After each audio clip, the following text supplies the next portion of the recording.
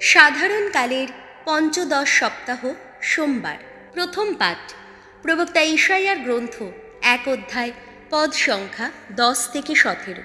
নিজেদের নির্মল করে তোলো, তোমাদের ওই যত অপকর্ম আমাকে আর যেন দেখতে না হয়। শোনো সদমের শাসকেরা, ভগবানের বাণী শোনো। শোনো গমরার মানুষেরা, আমাদের ঈশ্বরের শিক্ষাবাণী কান পেতেই শোনো।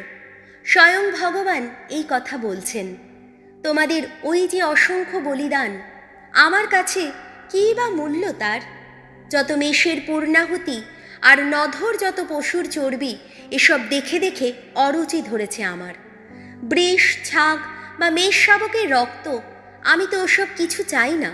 যখন তোমরা আমার সামনে আসো, তখন আমার এই মন্দির প্রাঙ্গণে ওইসব পশুর পায়ের শব্দ তোমাদের কেই বা শোনাতে বলেছে? না, ওইসব অসার নৈবেদ্য আর এনো না কখনো। ওই ধুনোর ধোঁয়া আমার জঘন্যই লাগে। কিংবা সেই অমাবস্যা আর বিশ্রামবার পালন, ওইসব ধর্ম সম্মেলনের অনুষ্ঠান, একই সঙ্গে যত মহাপর্ব পালন করা আর অনাচার করা, না, তা আমি কিছুতেই সইতে পারছি না। তোমাদের অমাবস্যার অনুষ্ঠান, তোমাদের যত পর্বীয় সমাবেশ, ওসব তো মনে প্রাণেই ঘৃণা করি আমি। ওসব তো আমার কাছে দুঃসহ বোঝারই সমান। আর সেই বোঝা বয়ে বয়ে আজ পরিশ্রান্ত আমি। তোমরা যখন আমার দিকে বাড়াও দু হাত, আমি তখন চোখ বুজেই থাকি। না, তোমরা যতই ডাকো শুনব না আমি। দেখছো না তোমাদের হাত দুটো কেমন রক্তে মাখামাখি হয়ে আছে? সব ধুয়ে ফেলো, নিজেদের নির্মল করে তোলো। তোমাদের ওই যত অপকর্ম আমাকে আর যেন দেখতে না হয়। তোমরা অসৎ কাজ আর করো না, বরং সৎ কাজ করতেই শেখো। কোথায় ন্যায়ের পথ, তারই খোঁজ করো। নিপীড়ককে উচিত শিক্ষা দাও।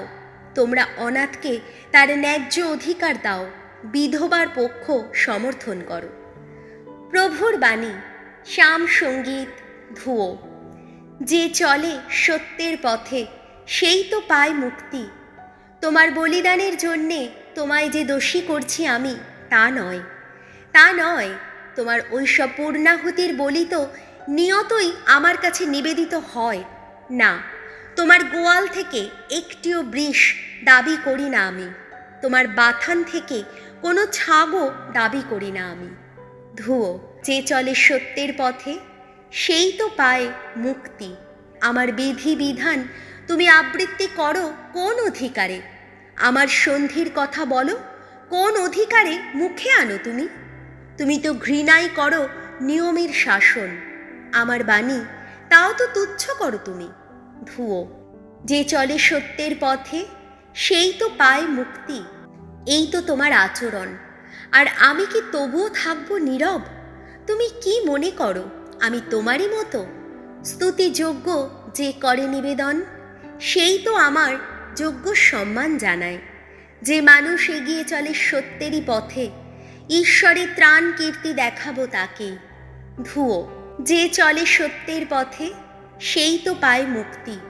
বাণী বন্দনা।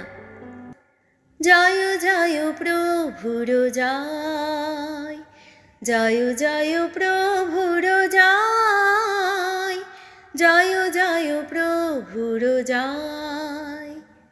ধর্ম পালনে যারা নির্যাতিত, ধন্য তারা, ধন্য।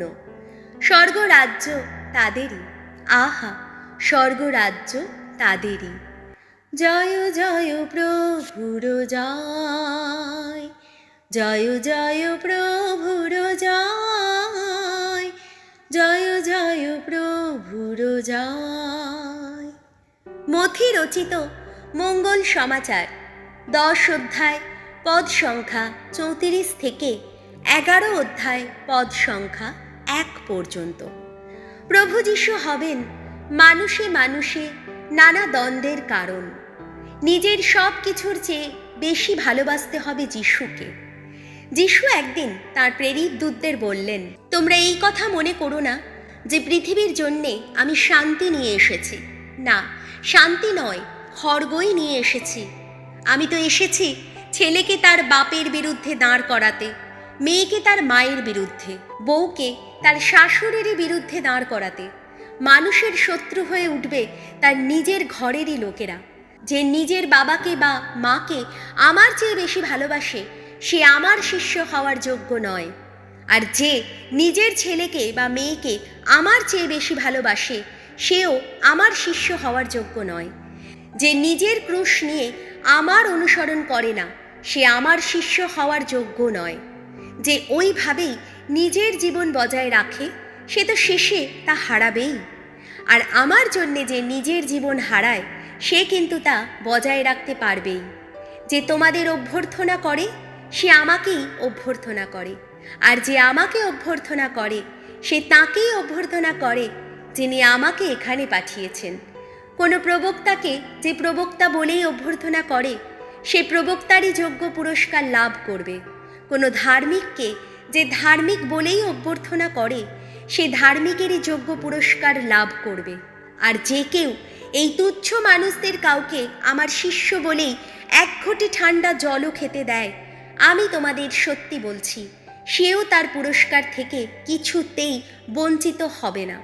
12 জন শিষ্যের কাছে এই সব নির্দেশ দেওয়া শেষ করার পর যিশু সেই জায়গা ছেড়ে ইহুদিদের বিভিন্ন শহরে উপদেশ দিতে ও বাণী প্রচার করতে বেরিয়ে পড়লেন। প্রভু যিশুর মঙ্গল সমাচার।